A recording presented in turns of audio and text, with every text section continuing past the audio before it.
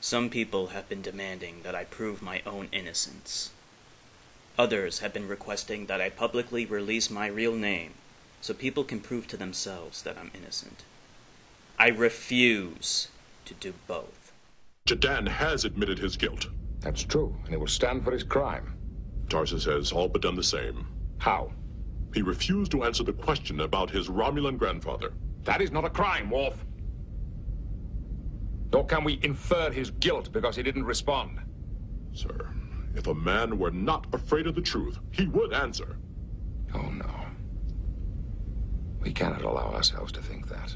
Sir, the Federation does have enemies. We must seek them out. Oh, yes.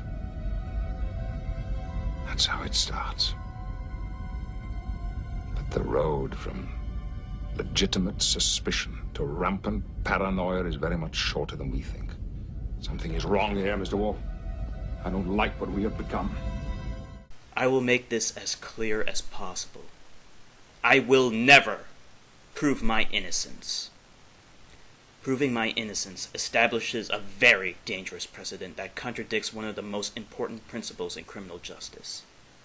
That we are all innocent until proven guilty. We cannot permit a society that allows any unscrupulous person to accuse someone they don't like of a sex crime without any evidence and then demand that person prove their innocence when they have provided none in the first place. The burden of proof remains on the claimant. The defendant never has to testify in their own defense. I just think he's guilty. I thought it was obvious from the word go. I mean, nobody proved otherwise. Nobody has to prove otherwise. The burden of proof's on the prosecution. The defendant doesn't even have to open his mouth. That's in the Constitution. Mind you, my refusal to prove my innocence does not help me. I could easily prove my innocence because I know I'm innocent. I'm not doing this for me. I'm doing this for you. Because one day, you could become the target of an unhinged, demented individual with an axe to grind, and they could easily ruin your reputation and your life with one unsubstantiated accusation of a disgusting and reprehensible crime that you did not commit. But the hunt didn't end there. Another man, Mr. Simon Tarses, was brought to trial, and it was a trial, no matter what others choose to call it. A trial based on insinuation and innuendo. Nothing substantive offered against Mr. Tarses, much less proven.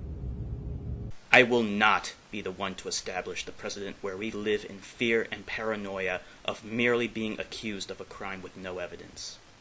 That is not America, and that is not a world I want to live in. Oh, yes. That's how it starts. But the road from legitimate suspicion to rampant paranoia is very much shorter than we think. Something is wrong here, Mr. Worf. I don't like what we have become.